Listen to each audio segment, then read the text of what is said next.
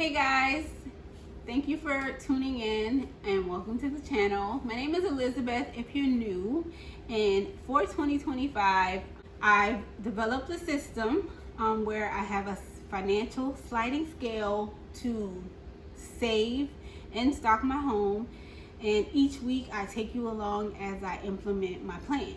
So I'm going to start off by showing you what my grocery goals are financially for 2025.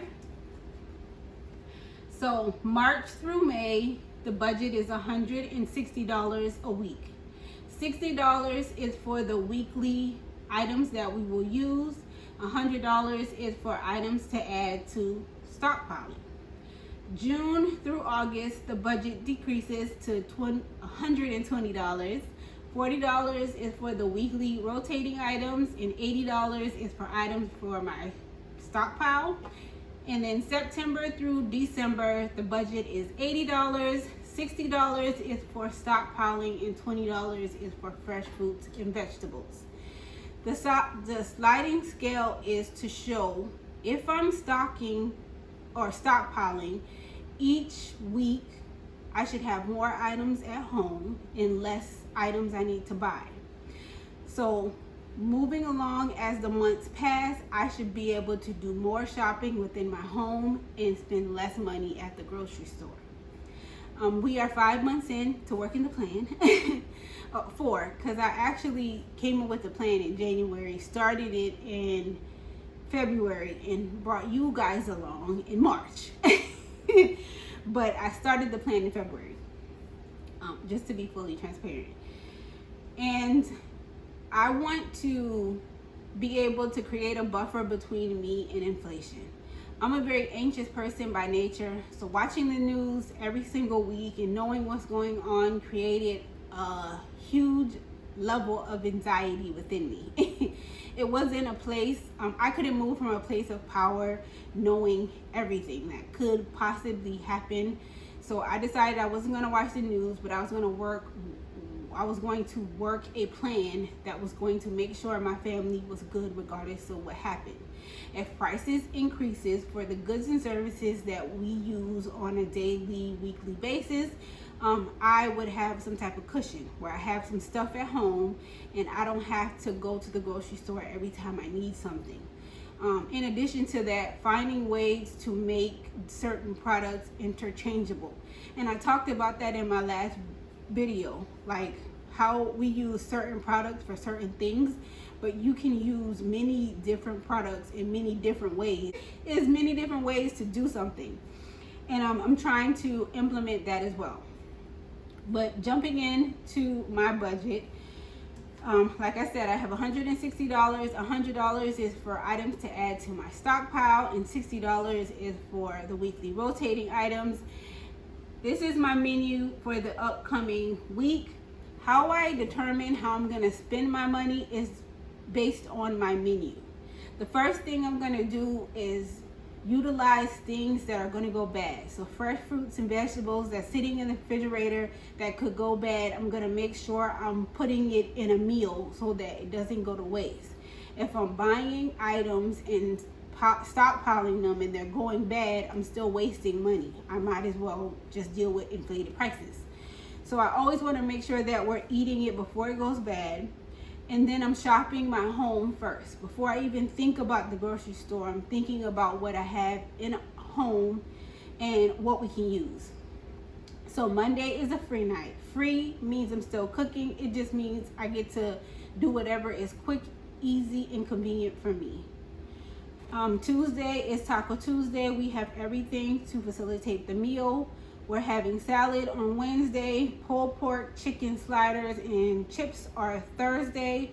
Friday is another free night. And then Saturday, I'm going to get Jeremiah out the house and we're going to go out to eat.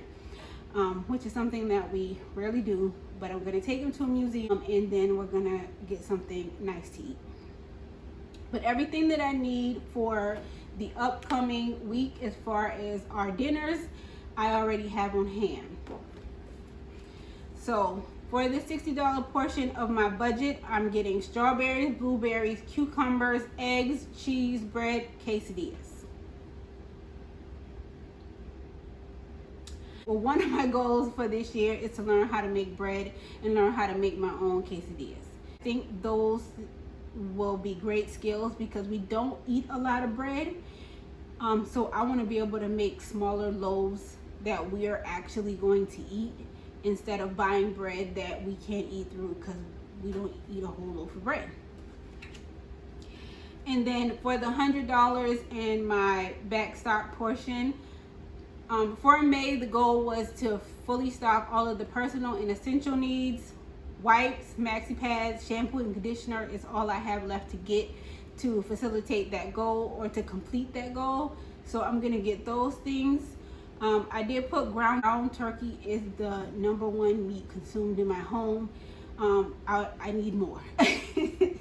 So I'm gonna get ground turkey just because on Thursdays my sister comes over and I typically cook more so she can eat with us. And I do meal prep for work.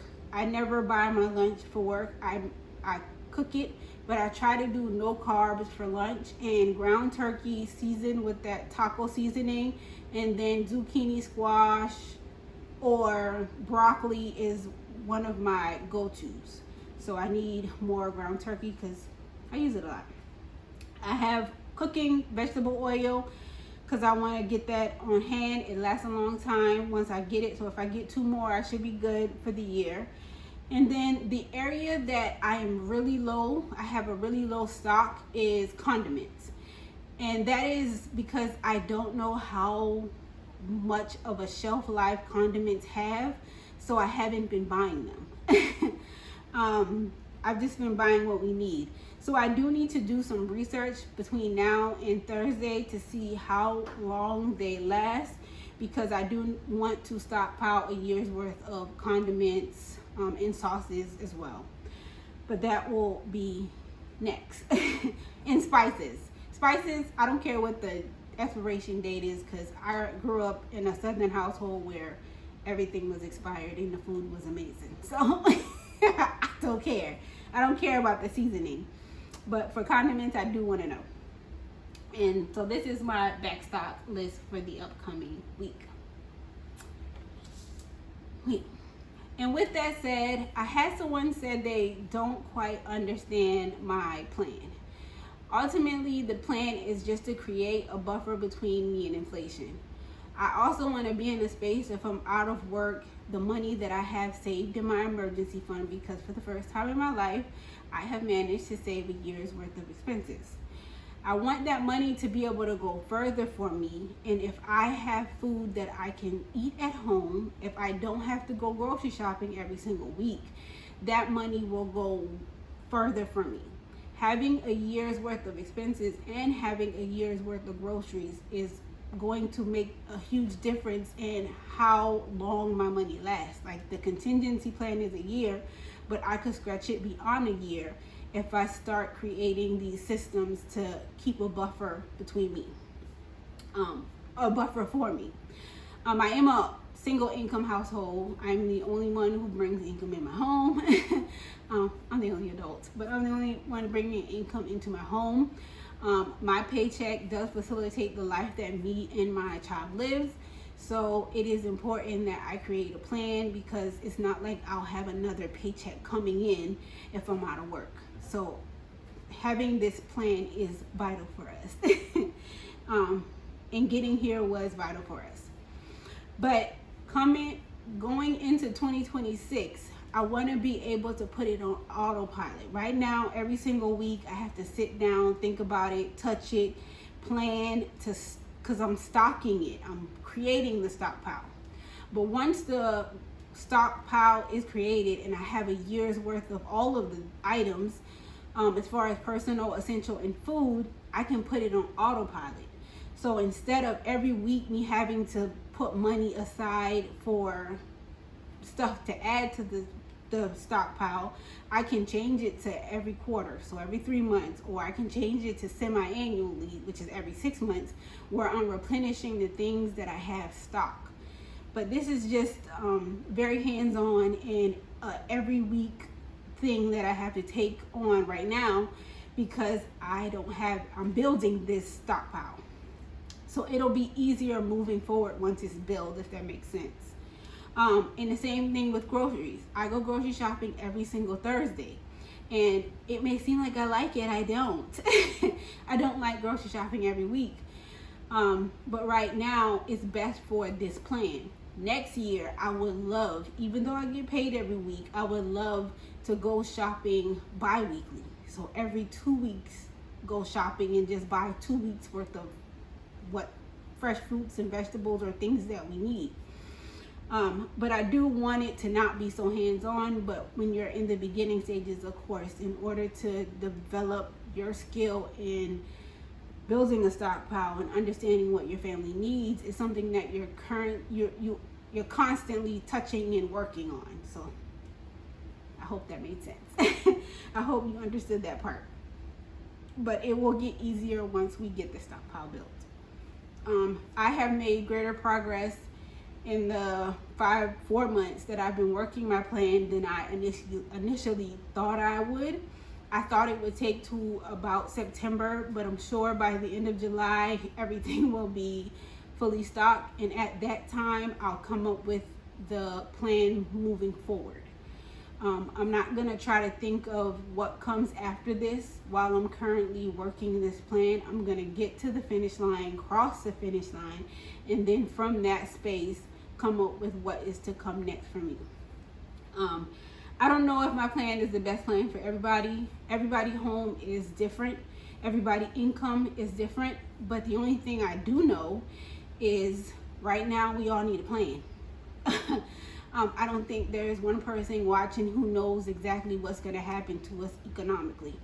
All I know is that if we're working a plan, we'll all make it. We're all going to get to the other side of this crazy. So work a plan. I'm just giving my plan to you to, number one, provide a safe place where they're not saying, go out now and buy. Oh my God, the world's ending. Because that type of language does nothing for me mentally. And I want to create a soft, safe place for me. And I know I can't be the only person who doesn't thrive in that environment. I can't. So I want to create that for you. And then I'm just showing my plan for you to get tips from. You take from it what you can use, and the parts that won't work for you, then you don't do it. But as long as you're trying something, you'll find a way to fine tune it to work for your family. Let's just all work a plan. Let's just all touch and agree and understand that we're going to make it through this. We're going to do it, but we all got to have a plan. We all got to have something that we're thriving for, working for, setting goals and reaching those goals, giving ourselves grace and still loving us even when we discover that we've made mistakes along the way. Yeah, like God got us at the end of the day, regardless of what anybody says. He got us. But God has given us a sound mind and common sense. And you don't have to look for miracles in things that you can do. God creates miracles in the things that you're not able to do. You're able to utilize your money to build a buffer between you and inflation. And so God wants you to do that. And then everything that you can't control, the uncontrollables, He got that. But you gotta do your part, if that makes sense. You gotta really do your part in it. And not from a place of anxiety, not from a place of fear, not from a place of worry, but from a place of knowing. Knowing I'm doing what I know is best for my family in this season, and we're gonna get through it. And then faith covers the rest. That makes sense. I enjoy talking to you guys every time I talk to you guys. And we got this. We got this. We all of us got this. God bless you all, and I will see you in the next video. Please take care.